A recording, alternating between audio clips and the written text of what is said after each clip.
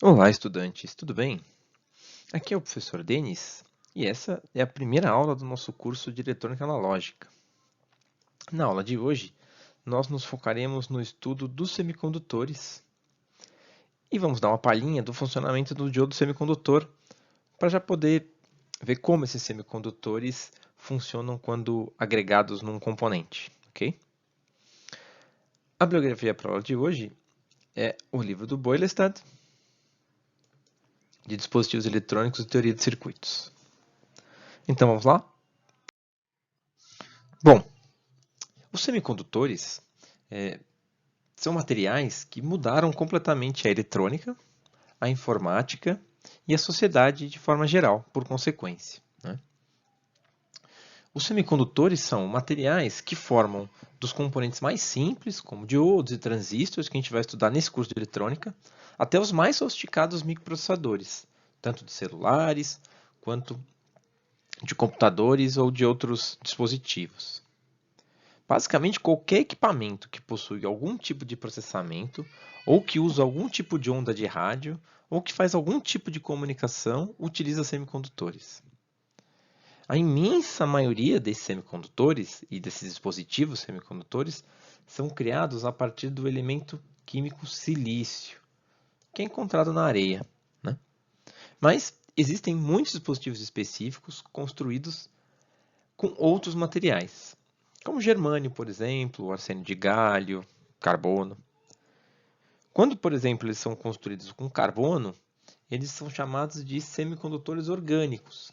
E estão presentes esses semicondutores orgânicos hoje nas telas OLED de celulares e TVs, por exemplo.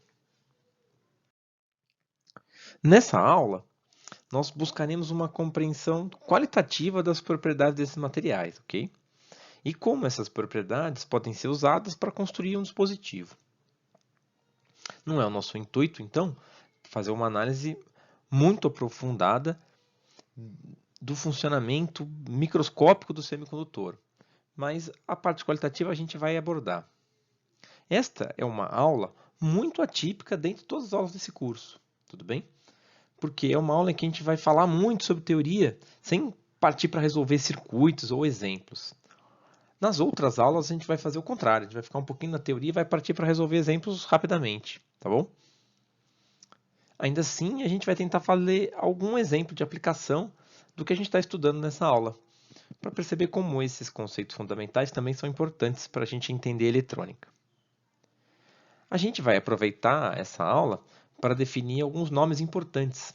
Sempre que eles aparecerem, eles vão estar ressaltados com uma letra maior em negrito. Prestem atenção que vocês vão notar.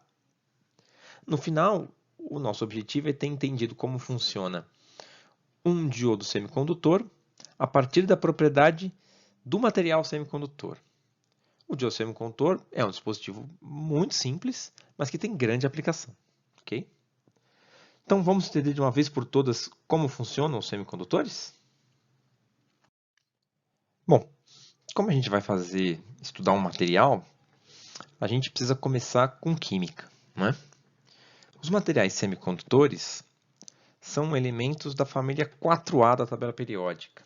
Ela está aqui, ó. Essa é a família 4A. Ela é composta por carbono, silício, germânio, estanho, chumbo e outros elementos. Esses elementos têm como propriedade principal possuírem 4 elétrons na última camada. Essa última camada também é chamada de camada de valência, ok? Então, esses elementos da família 4A têm 4 elétrons nessa última camada. E essa propriedade faz com que eles possam constituir cristais puros com 4 ligações convalentes entre 4 vizinhos. Então, são cristais muito especiais, muito uniformes e muito puros a princípio, desde que você tenha um material puro crescendo. Tá ok? Bom, a gente deve começar lembrando que elétrons e núcleos não são bolinhas, certo ou não? Se você quiser uma representação um pouco mais real do que são os elétrons, você deve ir para o modelo de orbitais. Escolhe um livro de química ou um bom site de química para estudar isso. Mas aqui, para o que a gente precisa entender, usar uma representação de bolinhas é mais simples e não vai nos atrapalhar. Então é assim que a gente vai representar os elétrons, como bolinhas, e os núcleos como bolinhas. Tudo bem? Porque a gente vai fazer uma noção qualitativa dos semicondutores, mas eles não são bolinhas. Tudo bem? Bom, dessa forma, então, a gente vai olhar os elementos da família 4A como sendo um core, ou um núcleo fechado, que não é somente o núcleo atômico composto por prótons e nêutrons. Esse core, além dos prótons e nêutrons, também tem as camadas fechadas de elétrons. Bom, para quem não lembra essas camadas fechadas, elas vêm do diagrama de Linus-Pauling, né? Então, por exemplo, o carbono, cujo símbolo é C, ele tem 6 prótons no núcleo. Então, um átomo neutro de carbono vai ter 6 elétrons no total. A primeira camada sempre fecha com 2 elétrons, né? Segundo o diagrama de Linus-Pauling. A primeira camada sempre fecha com 2 elétrons. 6 menos 2 sobram 4 elétrons na última camada do carbono. E por isso ele é um elemento da família 4A. E eu posso representar ele assim, ó. Essa bolinha cinza representa o núcleo mais a primeira camada fechada que tem 2 elétrons. Tudo bem? E a camada final, ou a camada de valência, tem 4 elétrons. O caso do silício, ele é um átomo com 14 prótons no seu núcleo. E por isso ele vai ter 14 elétrons no total, desde que seja neutro. A primeira camada fecha com 2. A segunda com 8. 14 menos 2 menos 8 sobram 4 elétrons na última camada, na terceira. O germânio, por sua vez, tem 32. Isso vai fazer com que ele feche uma camada de 8. E a terceira camada vai fechar com 18, ok? Então ele fecha uma camada de 8 e uma camada de 18, sobrando 4 elétrons na última camada. É claro que esse core é um pouco maior no germânio, um pouco menor no silício, um pouco menor no carbono, mas ele influencia muito pouco nesse processo. O que importa são os seus núcleos de fato, são as suas últimas camadas, não são os seus núcleos. Tudo bem? Muito bem.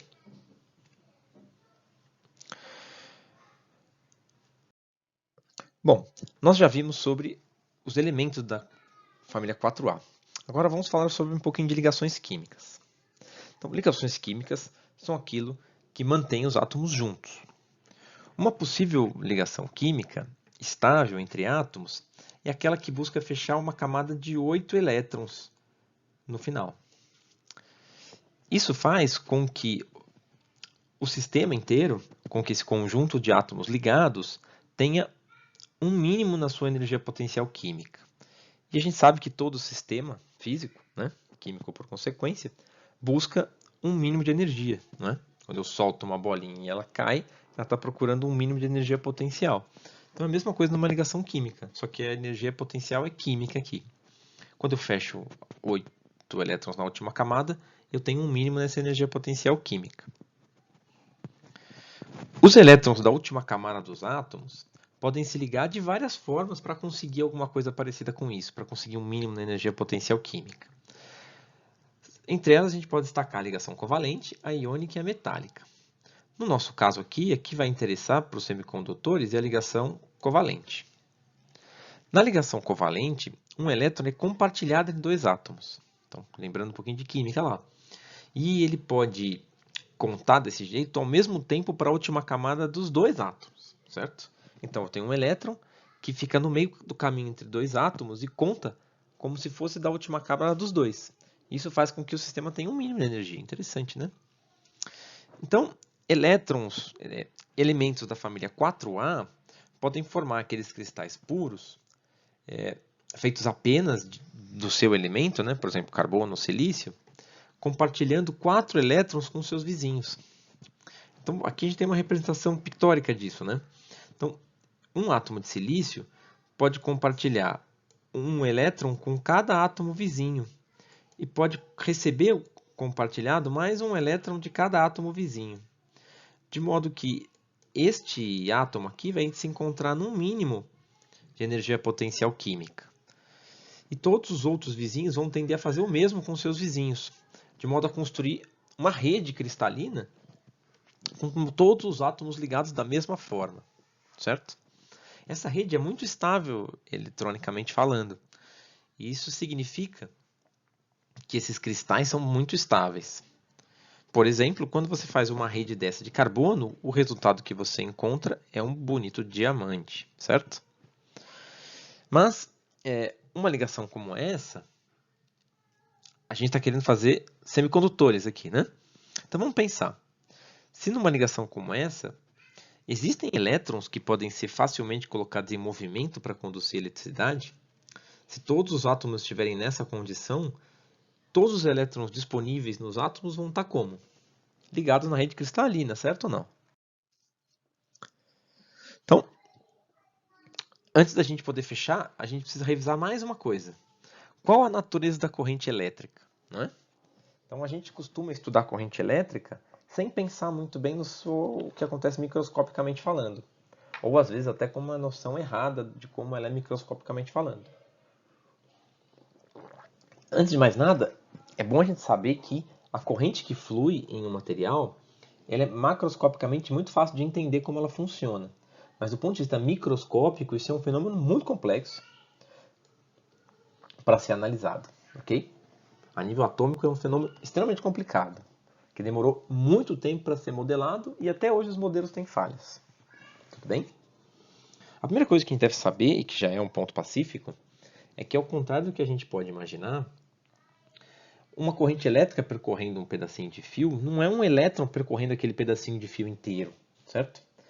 Então, se eu faço um pequeno circuito com uma pilha e uma lâmpada, uma pilha e um LED, não é o mesmo elétron que sai da pilha e passa pelo LED. Isso com certeza não é. Tudo bem?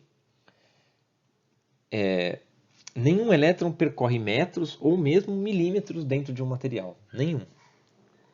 De fato, cada elétron percorre uma distância muito, muito curta, né? E depois ele dá lugar para um outro elétron de um outro átomo que anda mais um pouquinho. E aquele outro elétron anda mais um pouquinho. E aquele outro elétron anda mais um pouquinho, né? Mais ou menos que nem uma corrida de revezamento 4%, certo? Em que os elétrons vão trocando bastão. Então, um elétron excita o outro e os elétrons vão caminhando. É muito difícil dizer quanto que eles caminham, porque depende do modelo.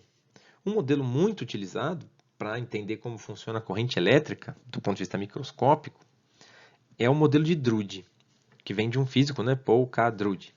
E os sucessores quânticos desse modelo, porque o modelo Drude é um modelo clássico, tá bom? Esse modelo, ele tem essa ideia de que um elétron anda um pouquinho, colide com o outro, que anda um pouquinho, colide com o outro e assim por diante. E de vez em quando os elétrons colidem com os núcleos, o que atrapalha também a condução. Então, usando esse modelo, a gente consegue estimar, de uma forma razoável, qual o percurso médio que os elétrons fazem num condutor, certo? Não? E esse percurso médio, ele é da ordem de 10 a segunda angstroms, ou 10 nanômetros, né? Que dá aí 0,01 micrômetros, tá bom? Então, os elétrons, uma coisa então, que você tira disso tudo é, os elétrons andam só um pouquinho, em qualquer que seja o material, seja ele semicondutor, não semicondutor e assim por diante, tá bom?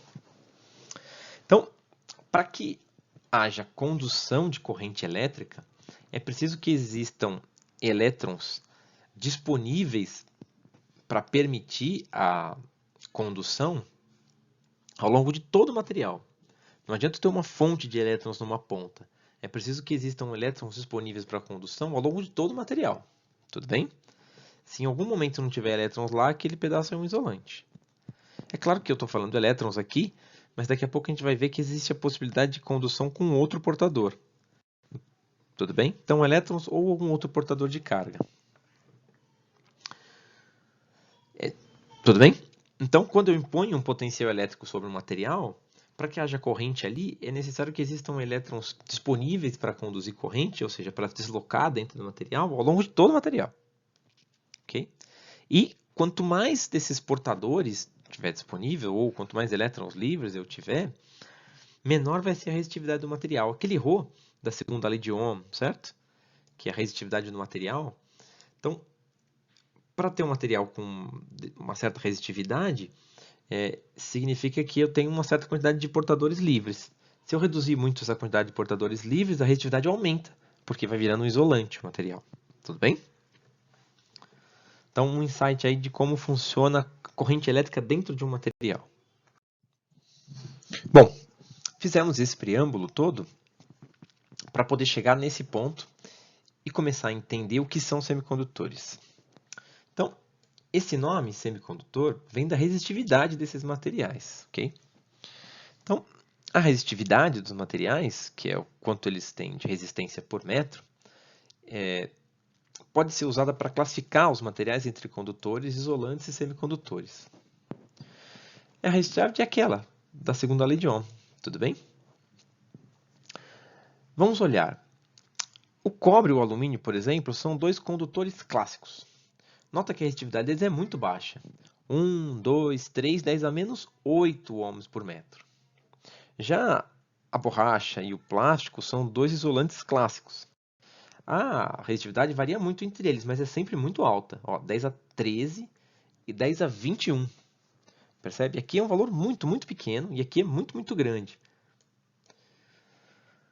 No meio do caminho estão os semicondutores. Então, o silício e o germânio, são dois semicondutores, eles têm valores altos para serem considerados condutores e baixos para serem considerados como isolantes. Tudo bem? Eles variam muito entre eles, de fato variam, mas ainda assim eles estão no meio do caminho. Por isso a gente classifica esses materiais como semicondutores. Mas é bom deixar claro que não é a sua resistividade que faz desses materiais tão interessantes para a eletrônica. Okay? Ainda assim, é muito importante notar isso, que esses materiais têm essa resistividade no meio do caminho entre os condutores e os isolantes. Agora, pela ligação dos átomos nos cristais de silício e germânio, a gente já pode intuir que não existem elétrons livres, nem outro portador livre para conduzir carga. Mas ainda assim, a sua resistividade não é elevada como a de um isolante. Por quê? Isso não deixa a gente intrigado? Como que aquele material conduz? Olha, a gente não pode esquecer que esses materiais, estamos falando da sua resistividade a 20 graus Celsius e não no zero absoluto, certo? A 20 graus Celsius, existe agitação térmica dos elétrons e dos átomos, tudo bem? E essa agitação é que vai permitir que existam alguns elétrons livres ou algum outro portador livre. Vamos entender isso melhor agora. Então, a gente vai tratar um pouquinho aqui daquilo que é conhecido em física como mecânica estatística. Mas só para a gente entender qualitativamente como pode um cristal tão fechadinho conduzir energia elétrica, conduzir uma corrente elétrica. Então, é claro que pela ligação dos átomos, se eles todos fizerem ligações covalentes com seus quatro vizinhos, não tem nenhum elétron sobrando, nenhum elétron fora da ligação, está todo mundo dentro das suas ligações. E ainda assim, a sua resistividade não é elevada como isolante. Né? A resposta, então, está na agitação térmica. Essa agitação térmica faz com que alguns elétrons tenham energia superior à da ligação química. E, portanto, eles estão fora da rede cristalina. Note, a gente tem a impressão, né? A gente costuma imaginar que uma vez que o material está a 20 graus Celsius, por exemplo, todos os elétrons têm a mesma energia cinética. Porque a gente sabe que temperatura vem da energia cinética dos átomos e dos elétrons. Então a gente costuma imaginar que todos os elétrons têm lá a mesma energia cinética, todos eles têm a mesma agitação térmica, mas isso não é verdade. Então, tanto clássica como quanticamente falando, então, né, se você quiser ser mais preciso, você tem que ir para uma análise quântica, mas se você também quiser usar uma análise clássica, ela vai te dar a mesma resposta. Sempre vão existir alguns elétrons com mais energia do que a média. Tudo bem? A média da energia dos elétrons é que leva a temperatura do material, e não a de todos ao mesmo tempo. Né? Aplicação de estatística aqui, olha que legal. Esse gráfico ao lado é o gráfico do modelo quântico, tudo bem? Então, aqui ele traz o gráfico da distribuição, da probabilidade de encontrar elétrons, um elétron, né? Com uma certa energia dentro do material, tá bom? Ele usa esse μ, que é um potencial químico, mas a gente aqui não quer entrar em detalhes sobre isso. O que importa é que Essa curva azul claro é uma temperatura baixa, a curva azul escura uma temperatura um pouco mais alta, o vermelho é uma temperatura um pouco mais alta e o amarelo é uma temperatura um pouco mais alta. Então, nota que, à medida que a temperatura vai aumentando, a chance, por exemplo, aqui, ó, vamos fazer um corte aqui numa certa energia. Até eu encontrar um elétron com essa energia, vai crescendo. Tá vendo? E a gente sabe que calcular a probabilidade é integrar, né, a distribuição de probabilidade. Mas isso não importa muito. O que importa é que essa energia, a chance de encontrar elétrons mais energéticos, cresce à medida que crescem também a temperatura. Mas mesmo a temperaturas baixas, esse número não é zero totalmente. Tudo bem? Esse número aqui não vai ser zero totalmente. Ela é bem pequena, a chance de encontrar elétrons mais energéticos, mas não é zero. Então, o que acontece é que, por causa da distribuição de energia dos elétrons, eu tenho alguns elétrons com muito pouca energia, que estão muito presos na ligação química, mas eu tenho uma probabilidade de encontrar elétrons com bastante energia. Probabilidade baixa, mas tenho. Então, essa probabilidade baixa vai fazer com que 1 a cada 100, 1 a cada 1000, 1 a cada 10 mil elétrons esteja fora da ligação química. Certo? Então, mesmo um material puro, um cristal puro de silício ou de germânio, possui elétrons livres para poder conduzir eletricidade. Por isso, a resistividade desses materiais não é alta como a de um isolante, porque alguns deles estão fora da sua ligação química. Tá bom? E é claro, quanto maior a temperatura, maior a chance disso acontecer. Muito bem. Então, aqui a gente já tem condição de entender um nome novo aqui. É aquilo que a gente chama de semicondutor intrínseco. Então, um semicondutor intrínseco nada mais é do que um material semicondutor puro. Então, por exemplo, um cristal de silício. Imaginando que seja possível criar um cristal de silício que seja só de silício, ele seria um semicondutor intrínseco ideal. Tá bom? E é desses semicondutores intrínsecos que veio aquela tabela de resistividades. A gente até agora só está falando de semicondutores intrínsecos, mas a gente não quis ficar usando esse nome até agora. Comecei a usar ele aqui. Tá bom? Eles são materiais que então não são bons nem condutores nem isolantes. Tudo bem?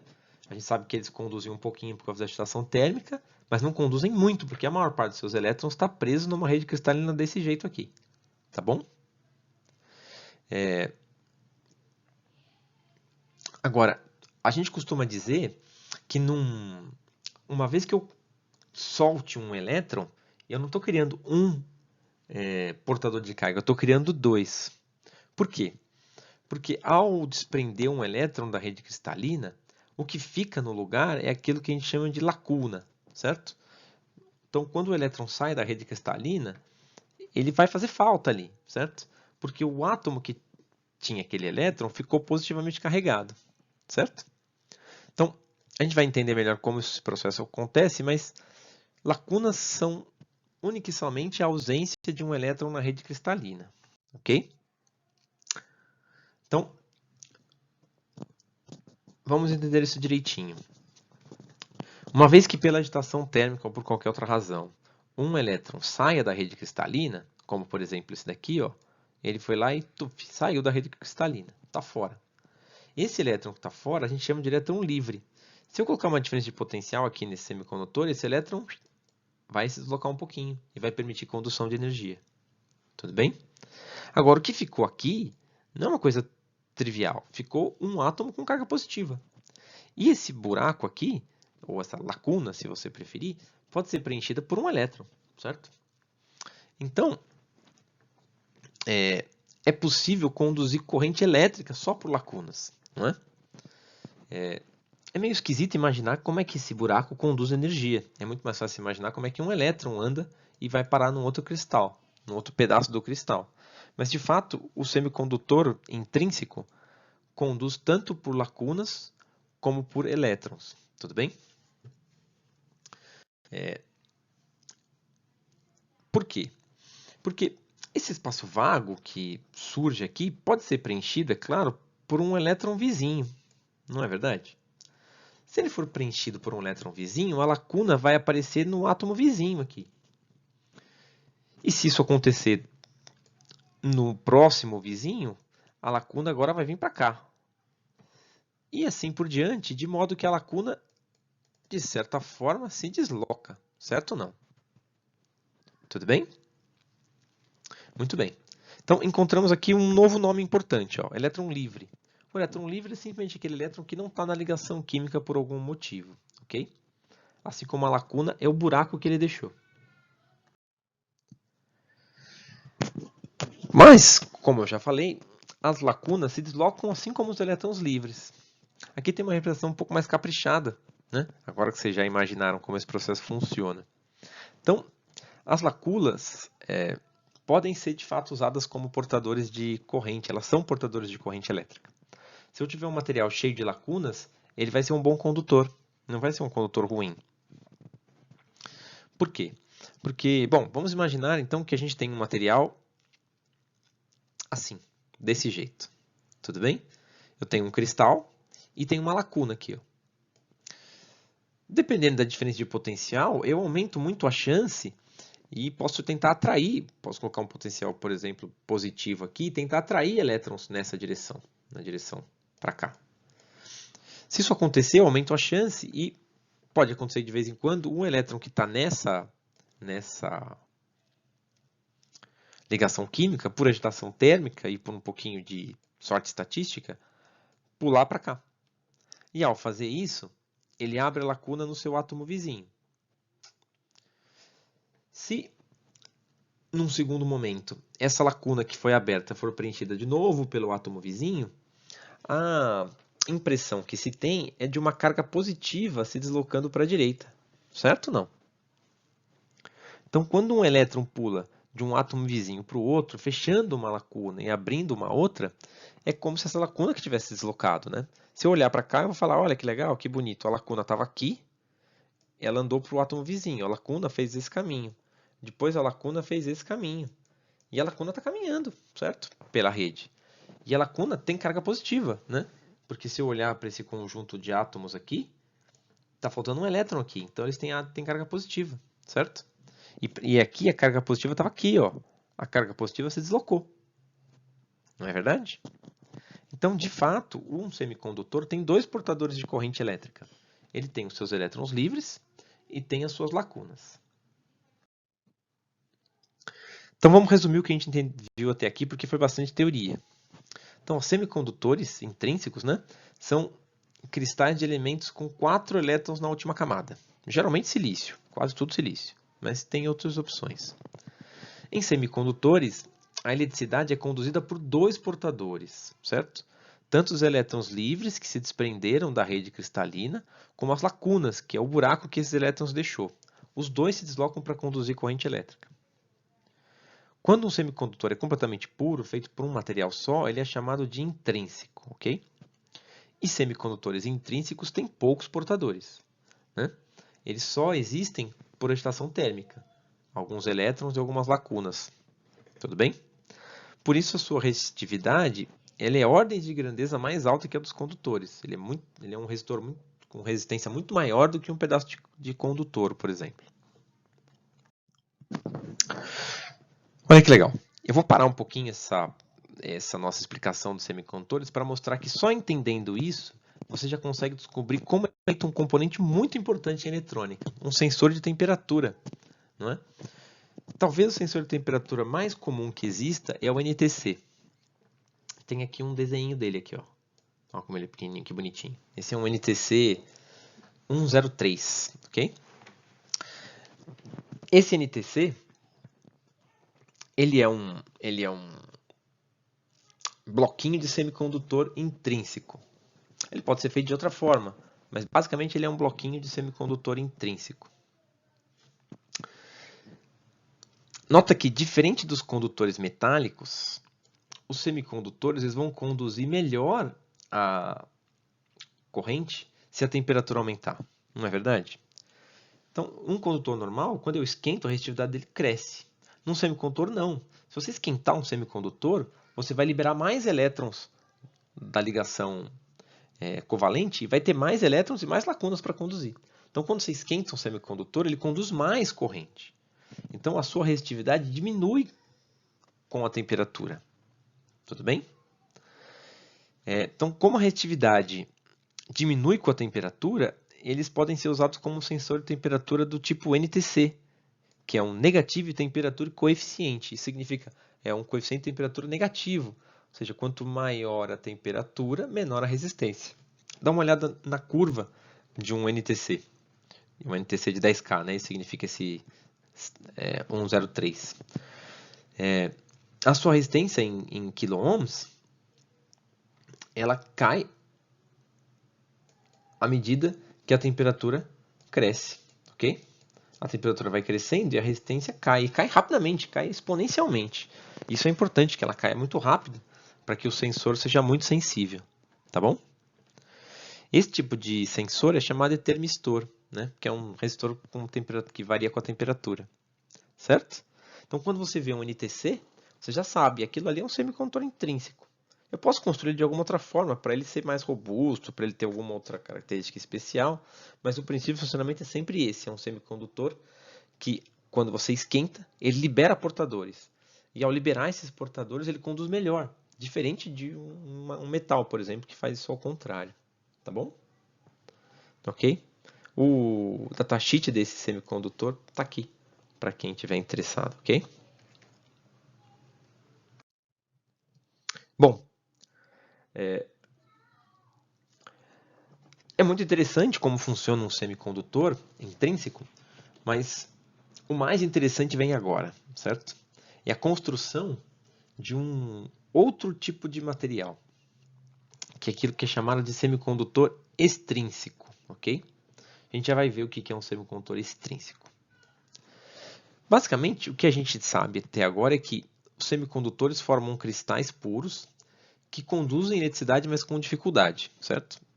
Porque eles possuem alguns portadores por agitação térmica. Essa agitação térmica sempre vai produzir um paraelétron lacuna dentro do material. Vamos aproveitar para ver dois nomes aqui, ó. É muito comum fazer essa análise pensando na energia deles, né? Então, quando um elétron não tem energia para deixar a rede cristalina, quando ele está preso lá dentro, a gente diz que o elétron está na banda de valência. E quando ele já soltou, a gente diz que ele está na banda de condução. Então, aqueles poucos que têm energia para se livrar da rede estão na banda de condução. Agora vem o grande truque, a grande capacidade que faz dos semicondutores os materiais tão interessantes para a indústria de eletrônica. O que faz de um semicondutor aquilo que ele é hoje, ter a sua importância, é a capacidade de aumentar o número de portadores, seja elétrons ou lacunas, quimicamente durante a fabricação de um semicondutor. Então, é essa capacidade de aumentar o número de portadores quimicamente durante a fabricação que torna os semicondutores tão versáteis. Este processo de criar mais elétrons e criar mais lacunas dentro de um semicondutor é conhecido como dopagem. Tudo bem? Então, dopagem é um processo químico, a gente já vai entender ele com calma, mas é um processo químico de se adicionar um outro elemento em pequena quantidade a um elemento puro, por exemplo, um semicondutor de silício. Isso deve alterar uma propriedade do material, no caso, o número de portadores. Quando um semicondutor é dopado, ou seja, quando eu pego um semicondutor puro e coloco um outro material nele, um outro elemento químico, a gente passa a chamar esse semicondutor não mais de intrínseco, mas de extrínseco, ok? Mas vamos entender isso com calma. Bom, então dopar é construir um condutor que eu desejo. Essa é a grande característica do semicondutor, né? Então, um cristal semicondutor puro ele é composto sempre dos mesmos elementos, silício, por exemplo. Ao dopar, eu adiciono elementos que não são da família 4A. Então, por exemplo, eu posso adicionar elementos da família 3A, que falta um elétron. Esse elemento não vai ficar solto, ele vai entrar na rede cristalina, mas ele vai fazer uma ligação assim, ó, porque ele só tem 3 elétrons na última camada. Então ele vai compartilhar os 4 dos vizinhos, mas só vai poder ceder 3. E essa ligação não vai ficar completa. Se por outro lado a gente colocar um elemento da família 5A, ele vai poder fazer as 4 ligações com seus vizinhos, mas vai faltar um elétron, né? Ele vai ter mais um para emprestar e não tem para quem emprestar esse elétron. O resultado é que, nesse caso, eu estou produzindo um material com muitas lacunas. E nesse caso, eu estou produzindo um material com muitos elétrons livres. Vamos olhar cada um deles com mais cuidado. Quando eu coloco uma impureza da família 5A num material, eu vou construir o que a gente chama de semicondutor tipo N, que o nome completo dele seria semicondutor extrínseco do tipo N, mas a gente só chama de tipo N. Então, eu vou lá e pego o elemento da família 5A, fósforo, por exemplo, que possui 5 elétrons na última camada, e adiciono ele a um semicondutor intrínseco. Adiciono só um pouquinho, porque eu não preciso de muito mais elétrons para conduzir. Esse material vai fechar as 4 ligações covalentes, cada ligação covalente é uma dupla, né? Ele vai fechar essas 4 aqui, como fecharia um silício normal. Então ele vai fechar as suas 4 aqui, ó, o fósforo, por exemplo, vai lá e fecha tudo. Só que sobra um, né? Fica um elétron na sobra. Esse elétron na sobra, ele está muito pouco ligado à rede cristalina. Ele não tem ligação para fazer. Qualquer diferença de potencial ele conduz. Então é um elétron que já está quase na banda de condução. Por agitação térmica ele vai fácil para lá, ele já está quase, certo? O resultado é que o cristal de silício dopado com fósforo, colocado só um pouquinho de fósforo, é um material com muito mais portadores. Eu criei um material novo, que tem um monte de elétron livre, que pode ser usado para conduzir eletricidade. Tudo bem? E ele vai ser um condutor muito melhor. E eu posso controlar o quanto ele é melhor. Se eu colocar pouco fósforo, ele é só um pouquinho melhor. Se eu colocar muito fósforo, ele é muito melhor. Percebe que interessante? É um material que eu controlo, eu construo um material com a resistividade que eu quiser. Eu não dependo mais da propriedade natural do elemento para saber a sua resistividade. Tá bom? Bom, os elétrons nesse material são chamados de portadores majoritários. Porque eu ainda vou ter aqueles parzinhos, né? Por agitação térmica, alguns desses elétrons das ligações simples, das ligações silício com silício, ainda vão se soltar. Então eu vou ter uma certa quantidade de pares elétron-lacunas que são produzidas pelos silícios. Mas eu vou ter muito mais elétrons. Então, os elétrons vão ser os portadores majoritários. Eu vou ter muito elétron disponível para carregar energia elétrica aqui. Mas ainda assim eu vou ter um pouquinho de lacuna. E nesse caso, no semicondutor do tipo N, eles são conhecidos como minoritários, tá bom? Então é só lembrar, N, negativo, elétron. Tem um monte de elétrons. Por outro lado, quando eu faço um semicondutor do tipo P, eu vou acrescentar impurezas da família 3A. Não é? Esse P é de quê? De positivo, certo? Então vem o P do positivo, ou seja, eu vou ter um monte de lacuna, que é quem tem carga positiva. E é isso mesmo, né? Quando eu colocar um boro, por exemplo, ele só tem 3 elétrons na última camada. Ele vai fechar 3 ligações covalentes. Ó. Então, aqui a gente fez com galho. Ó. Eu vou colocar 3 ligações covalentes. Agora, essa aqui ele vai fazer metade da ligação, vai faltar um. Né? Então, qualquer elétron que pular para cá vai fechar essa ligação covalente e vai deixar uma lacuna sobrando. Certo ou não? Muito bem. Então, quando um elétron deixa um átomo, para fechar aquela ligação que está faltando, vai aparecer a famosa lacuna da rede, certo? Então, agora eu construí um outro novo material. Olha como os semicondutores são versáteis. Eu consegui construir um outro novo material. Esse novo material tem lacuna de sobra, certo? E essas lacunas, então, podem ser usadas como portadores para conduzir corrente elétrica. Quanto mais material da família 3A, mais ele vai conduzir. Certo? Igualzinho os elétrons. Funciona do mesmo jeito. Só que nesse caso, então, as lacunas é que são os portadores majoritários. Eu tenho um monte de lacuna para portar. E tem um pouquinho de elétron, que vem dos silícios mesmo, que são chamados de portadores minoritários. Tudo bem? Então, note que a gente aprendeu como construir quimicamente 2 novos materiais. O semicondutor do tipo N e do tipo P. É combinando esses semicondutores que eu construo toda a floresta, o ecossistema de componentes eletrônicos semicondutores que existem hoje, certo? Então, eu posso combinar simplesmente um pouquinho de semicondutor tipo P com um pouquinho de semicondutor do tipo N para construir um diodo semicondutor, que a gente ainda vai ver na aula de hoje. Agora, eu posso fazer um pouquinho mais e colocar um N, um P e um N, e eu vou construir um transistor bipolar, que pode ser NPN ou PNP. Ou eu posso me aproveitar e fazer uma coisa um pouco mais sofisticada, né? Fazer um canal de condução entre dois e usar um óxido de silício, que é um isolante, para montar um terceiro terminal aqui e vou ter um transistor do tipo MOSFET, mas que ainda assim é basicamente feito de semicondutor do tipo N e semicondutor do tipo P e um pouquinho de isolante. Porque é uma sorte, mas se eu colocar oxigênio no silício, eu também produzo um isolante, de tão versátil que é o silício. É claro que isso aqui são só 3 exemplos, tem dezenas de componentes distintos que são usados para diversas aplicações, tanto na informática, como na telecomunicações, como na eletrônica em geral. Mesmo diodos são vários outros tipos, Schottky, Zener e assim por diante. Tá bom?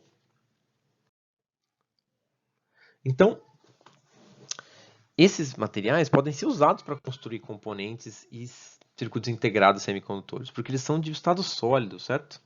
Então, diferente do que existiam antes os semicondutores, que eram válvulas, que eram pedaços de metal que eram usados para fazer grades que permitiam a não condução de corrente, esses componentes são sólidos, são peças únicas, né? Porque, note, os semicondutores tipo NP, na prática, eles não são construídos separadamente e juntados, soldados um no outro. Isso não existe. O que eu faço é dopar um silício intrínseco.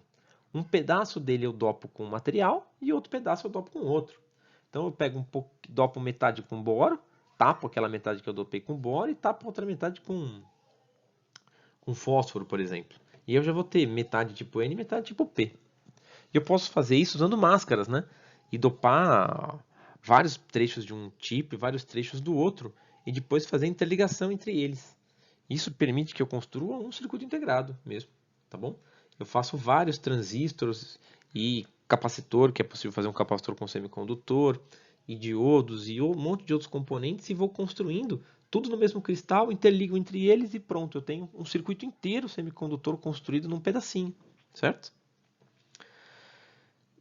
Uma das características que faz isso ser possível é, como já comentado, é possível construir um isolante usando o silício. Basta que eu acrescente bastante oxigênio e mude o silício para óxido de silício. Óxido de silício é vidro, né? Então, ele é um ótimo isolante. Então, basicamente eu vou combinando camadas, né? E trechos do tipo N, tipo P, de óxido de silício e metal, às vezes até metal silício e assim, para ir construindo o circuito que eu quiser.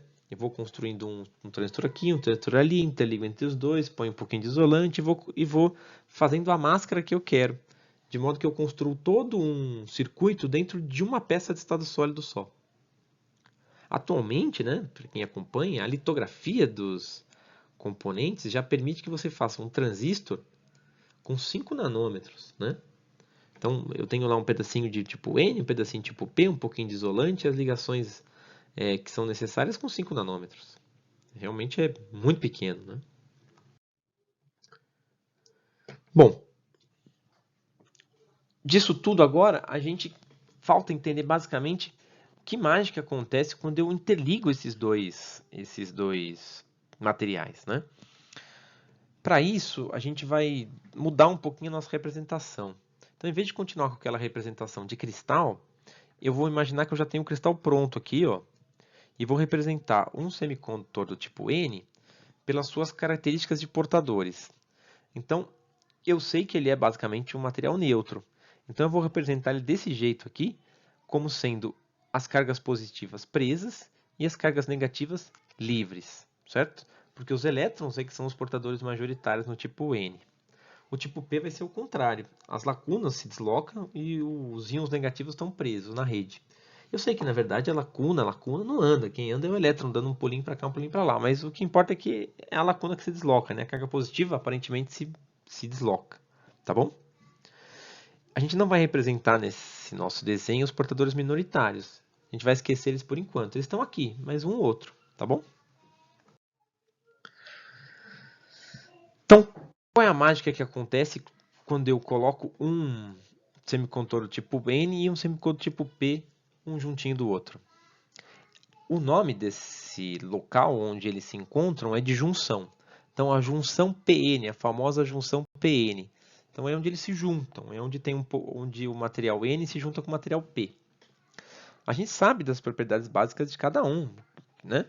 Agora, o que falta a gente entender é o que acontece quando eu coloco os dois lado a lado, é nessa interface. A interface vai surgir aqui a gente conhecido como região de depleção. Essa região de depleção é uma região sem portadores. Por quê? Porque na interface entre os semicondutores tipo N e tipo P, eu vou ter recombinação, vou ter uma combinação entre os portadores que estão sobrando de cada lado. Percebe, né? Eu tenho elétrons livres no tipo N. Nada impede esses elétrons livres de se deslocar e fechar as lacunas do tipo P aqui, certo? De modo que existe uma região, está marcada aqui, sem portadores. Lembram-se? A condução elétrica ela é feita microscopicamente. Eu preciso ter portadores disponíveis em todo o material para que haja condução. Portanto, eu vou ter uma camada de material isolante entre os dois. Ok? Zona de depleção significa material isolante. E é com essa zona de depleção que eu vou construir o nosso famoso diodo semicondutor, que é um material mágico, certo? É uma peça única construída com dois semicondutores que só conduz corrente para um lado. Como isso é possível, né? Vamos encerrar essa aula entendendo isso, entendendo como é juntar um pouco de semicondutor do tipo N com um pouco de semicondutor do tipo P, produz um elemento, um pedaço de material que só conduz para um lado, certo? Corrente elétrica, assimétrico, não é? Para isso, a gente tem que tentar polarizar ele e ver o que aconteceria, não é? Então, vamos polarizar um diodo. Vamos polarizar a junção PN. O que acontece quando eu polarizo uma junção PN? Isso vai depois ajudar a gente até a entender, caso a gente queira, o que acontece quando eu polarizo a junção de um transistor, por exemplo, ou de algum outro semicondutor, um tiristor, um ECR, um TRIAC, um DIAC. Bom, se eu colocar uma fonte, no caso silício, pequena, menor que 0,7 volts, para polarizar diretamente, ou seja, colocando tensão positiva no P e negativa no N, este positivo do P vai fazer com que eu expulse as lacunas daqui de cima, certo ou não? Então, as lacunas que estão aqui vão tender a ser repelidas pelo positivo da fonte e vão se aproximar mais do semicondutor do tipo N. Mas, por outro lado, os elétrons do semicondutor do tipo N também vão ser repelidos pelo negativo da fonte e vão se aproximar mais do semicondutor do tipo P. Isso vai fazer com que a zona de depleção encolha. Então, essa polarização é conhecida como polarização direta, em que o positivo da fonte vai no tipo P e o negativo da fonte vai no tipo N. Ela faz com que essa zona de depleção encurte. Tudo bem? Então, na polarização direta, a zona de depleção diminui à medida que a tensão de polarização aumenta. Tudo bem? E ela vai diminuir até alguma coisa perto de 0,7 volts. Quando atingir mais ou menos por aí, essa camada de isolante vai ficando tão pequena que o diodo passa a conduzir cada vez mais, cada vez mais. Então, quando eu polarizo com uma fonte maior que 0,7 volts, sei lá, 1, 2 volts, a zona de depleção já não existe mais. Não é? E as cargas positivas daqui vão se recombinar com as cargas negativas daqui, certo? Ou seja, todos os elétrons que saírem daqui do negativo da fonte, eles vão poder encontrar elétrons aqui e os elétrons daqui vão vir para cá. Tudo bem? E isso vai fazer com que eu tenha uma cascata de lacunas e, por consequência, eu vou ter uma corrente elétrica inteira passando, do ponto de vista de corrente, né, que é positiva, passando no material inteiro aqui, certo? Eu tenho fluxo de elétrons entrando, eu tenho cargas positivas saindo do semicondutor o tempo todo. Tudo bem? os elétrons que vêm do negativo da fonte, então eles vão atravessar livremente a junção, certo? Em direção ao tipo P e vão se recombinar com as lacunas. Então eu vou ter condução de corrente, certo? Então, diretamente polarizado, desde que existe uma tensão suficientemente alta, ou seja, 0,7 para silício, 0,3 para germânio, né? E outros valores para outros elementos, desde que eu tenha uma tensão suficientemente grande, o diodo passa a ser um condutor muito bom. Ele passa a conduzir bastante corrente, certo? Tudo bem? Já quando o diodo está polarizado reversamente, o que a gente vai ter é o efeito inverso. O negativo dessa fonte aqui vai atrair mais as lacunas e vai aumentar a zona de depressão do tipo P aqui. E o positivo vai atrair os elétrons e vai ampliar a zona de depressão, fazendo uma zona de depressão cada vez maior. Então, mesmo que eu tenha mais tensão e que a princípio eu poderia tentar conduzir mais, isso não vai adiantar nada, porque a camada de isolante que existe aqui na junção PN aumenta, aumenta, aumenta, aumenta, aumenta. Tudo bem? Fazendo com que essa camada impeça, de fato, a condução de corrente até um certo limite. Então, na posição reversa, essa zona de depressão aumenta o suficiente para o diodo não conduzir. E a mágica está feita, certo ou não? Esse material, que é metade tipo P e metade tipo N, só conduz corrente elétrica para um lado. Claro que tudo tem seus limites, né? Se a gente botar uma tensão reversa muito, muito elevada, ela vai ser suficiente para fazer com que os portadores minoritários sejam suficientes para ter uma certa condução de corrente. E vai aparecer um efeito conhecido como efeito avalanche, que não cabe na aula de hoje, e vai fazer ele conduzir corrente para valer. Um diodo Zener, por exemplo, funciona usando esse princípio. No resultado final, pode ser visto nessa curva. Ó, essa é a curva tensão corrente de um diodo comercial, um N148. Né?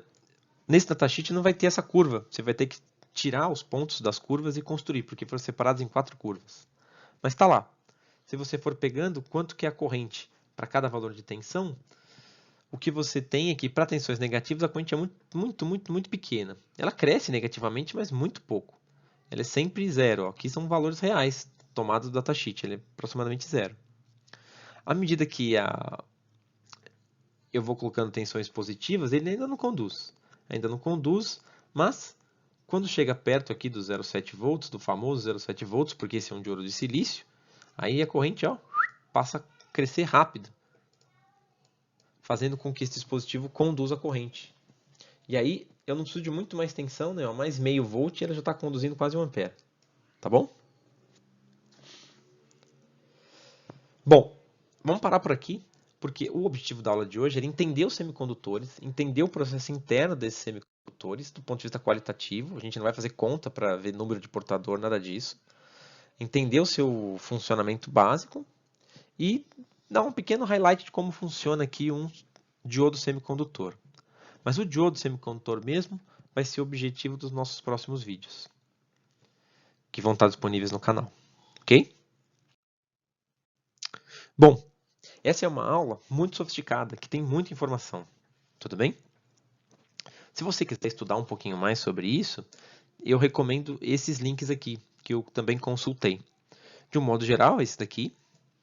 E para o modelo de como funciona a corrente elétrica, esses 2 links. E se você quiser um pouquinho sobre o modelo quântico de elétrons livres e o livre caminho médio, e como isso também tem origem na corrente elétrica, este material aqui. Ok? Então é isso. Espero que vocês tenham entendido e que os semicondutores não sejam mais um mistério tão grande assim. Nas próximas aulas, a gente vai usar essas propriedades para construir circuitos com aplicação. Até mais e bons estudos!